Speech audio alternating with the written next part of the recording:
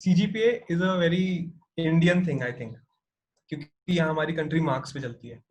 और तुमने ये भी देखा होगा कि इंडिया में रिज्यूमेज में 10th और 12th के मार्क्स भी डालते हैं। When you talking about expertise and experience, हम दो कॉलम्स में डिवाइड कर देते हैं, one is skills and one is experience. Skills is मेरे को ऑटोकैड आता है, पीरियड, स्किल है वो। एक्सपीरियंस इज मैंने ऑटोकैड को यूज करके क्या क्या बनाया है। और may be when you talking, आप कौन सी स्ट्रीम से हैं? सो मैकेनिकल, ठीक है। सो इमेजिन सॉलिडवर्क्स, ठीक है। तो in skills you write I know SolidWorks, ठीक है।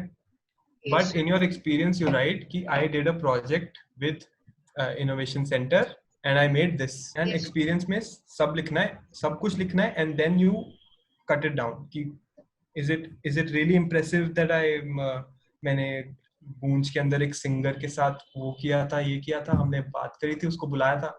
I don't think that's important. But what is important might be कि I was my class representative.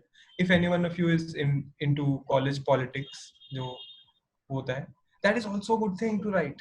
Why not? मतलब if you were your department representative, why not? क्यों नहीं लिखना उसको यार, वो कितनी important चीज है। Then you have to think of the relevance in a company.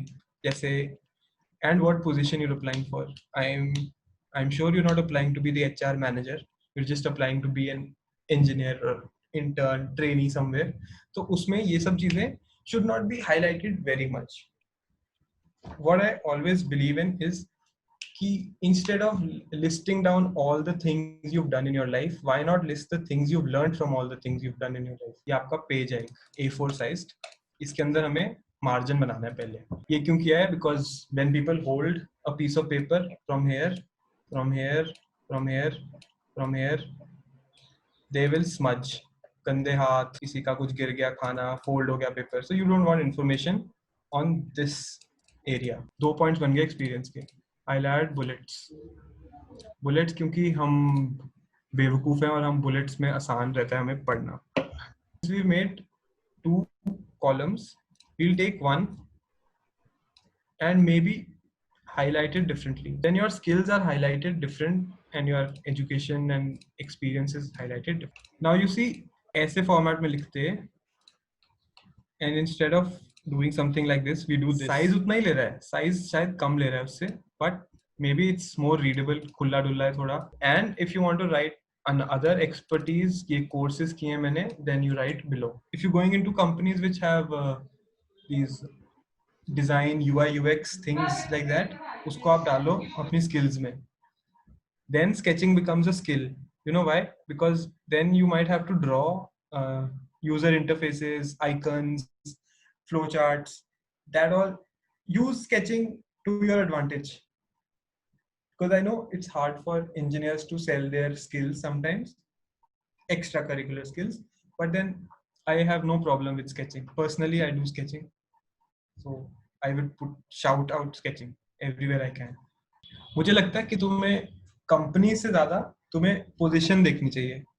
मेरे को ऐसा लगता है कि यार हर कंपनी के लिए चेंज करने से अच्छा हर पोजीशन के लिए चेंज करो। अगर कोई अलग चीज कोई एनालिटिक्स मांग रहा है, ठीक है, कंपनीज आएंगी एनालिटिक्स वाली, तो उनके लिए हम स्किल्स कौन सी हाईलाइट करें? क्योंकि आई डोंट थिंक C++ और वो सब में इतना कुछ है जो हम बता सकते हैं अपने उसके लिए, एनालिटिक्स के लिए। एनालिटिक्स में फिर आपकी सॉफ्ट स्किल्स आएंगी कि आई एम फॉरवर्ड थिंक, क्या बोलते हैं उसको, solution find oriented, something like that जो होती हैं, look for how you've made things। उनको presentation skills बहुत पसंद है, तो मे बी अच्छी तरह से अपनी presentation skills, अपना layout hierarchy, कोई typo मत रखना, कोई गलती मत करना स्पेलिंग की, वो सब चीजें इंपॉर्टेंट हो जाती हैं।